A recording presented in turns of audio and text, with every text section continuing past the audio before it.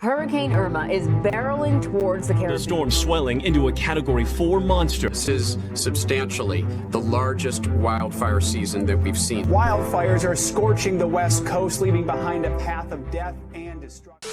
This gets worse every single year. We call it climate change or global warming, and its effects are truly devastating. But if the problem has been identified and the solutions are that obvious, then why do so many people still refuse to believe in climate science? Climate change is a very serious issue that can have truly disastrous effects on our planet and its life forms. Over the recent years, the impact of carbon dioxide and other greenhouse gases emitted by humans have been backed by countless studies and enormous research conducted by many different universities and scientists. The biggest problem for the climate change, however, isn't technology, it's human psychology. This is a quote by conservation scientist Dr. M. Senyayan from University of California. And he's right. Here's why. The climate emergency has been known for several decades now, and every time researchers come across new insights, they usually have bad news for us. However, findings of modern human psychology tell us that these constant confrontations with fear or guilt, especially in coherence with such a large and overwhelming problem, actually make us want to withdraw from the issue. This means we subconsciously want to think about something else because it simply makes us feel better.